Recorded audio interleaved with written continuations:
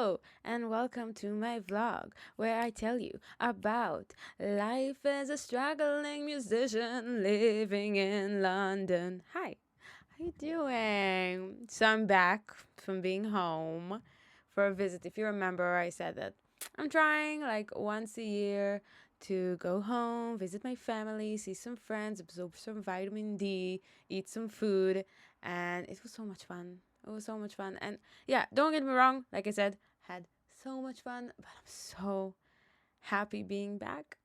Yeah, I missed my life. I missed my routine. I missed my room. I missed my stuff, my habits. You know, I missed the life I've built and still building. So it's fun being back. I don't know. Speaking about habits, I'm listening to this podcast, and one episode they talked about, I don't know, like getting into new habits. And if you want to start like a new habit, there are some stuff you need to do. Overall, they said that, for example, if you want to drink less, you should surround yourself with people, who don't really drink. Like if you surround yourself with people who go out every weekend and drink until they get drunk, it will be very difficult for you to get the habit of not drinking. Or for example, if you want to get more in shape, you should surround yourself with people who, I don't know, eat healthy and do exercise, and not with people, who eat junk food all day and don't do exercise. So the same thing, and not necessarily, there are bad habits. Well, there are bad habits, obviously, but some habits are just habits.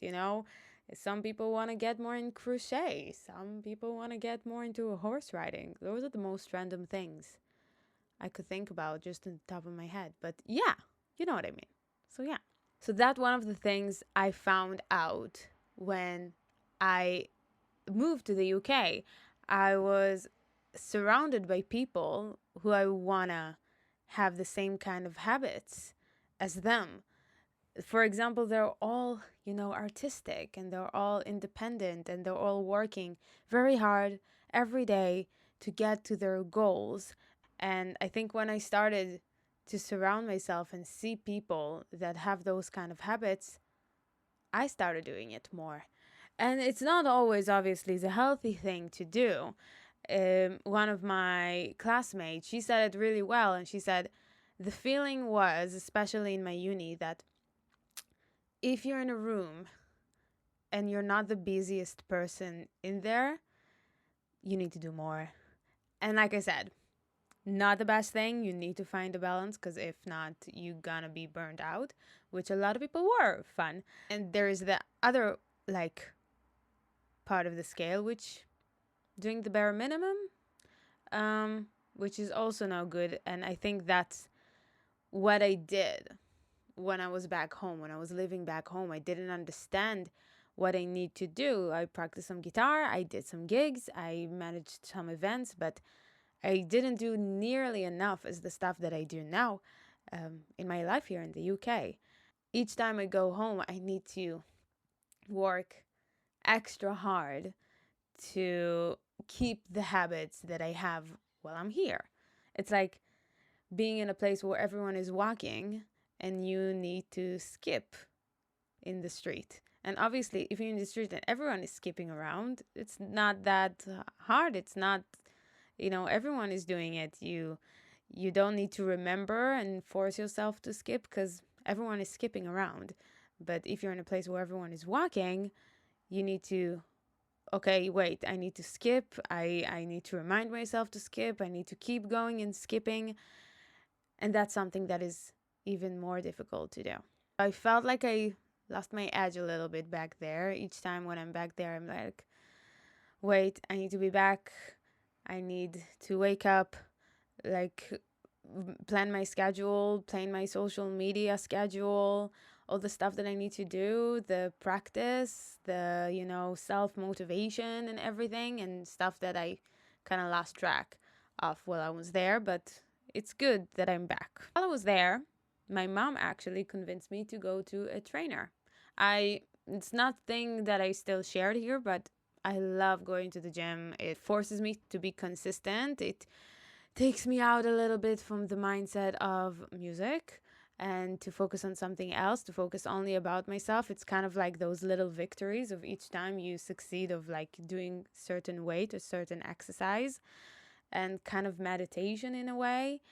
And I also put your body at front. It's so easy when you're so busy to forget about your body and about the healthy thing it needs to eat and the exercise it needs to do. And as you can see, my main light has been turned off. So half of the episode is going to be a little bit in the dark, but that's okay.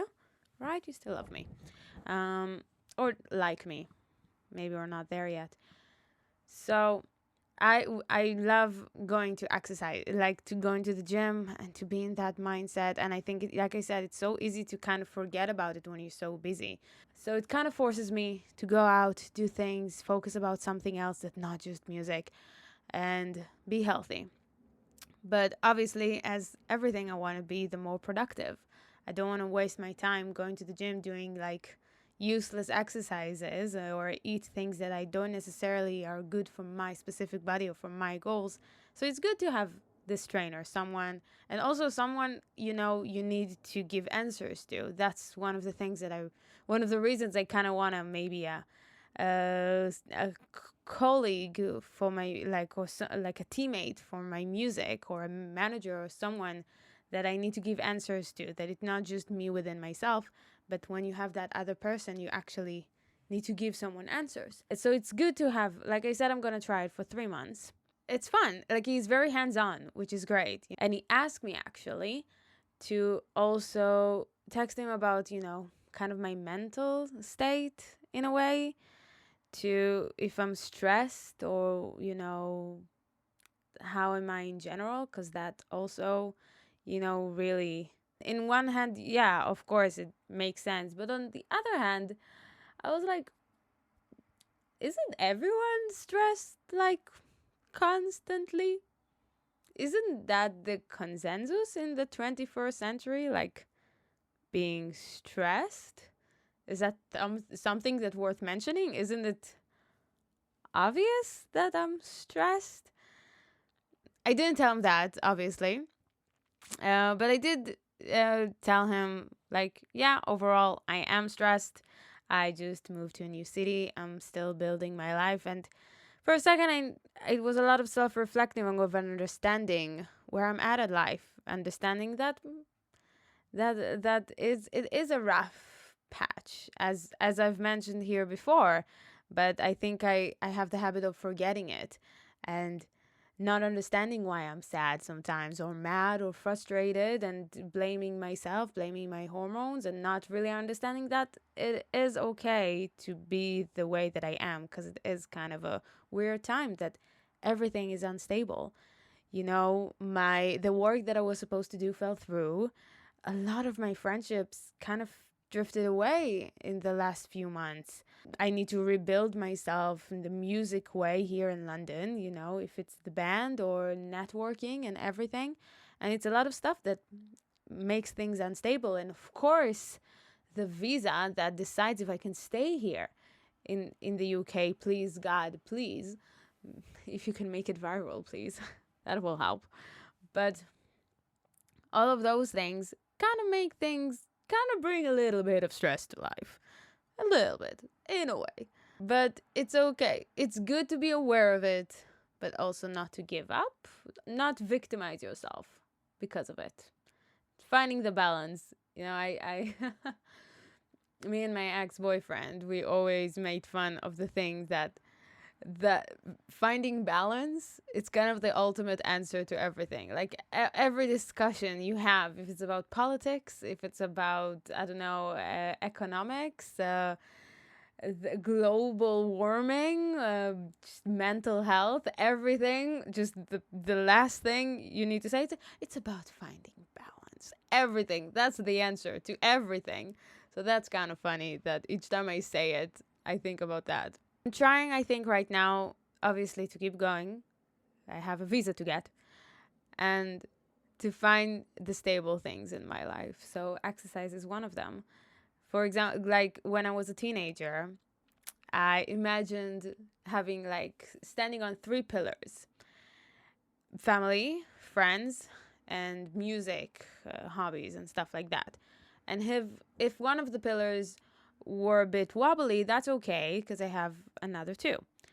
But right now, most of them are kind of wobbly.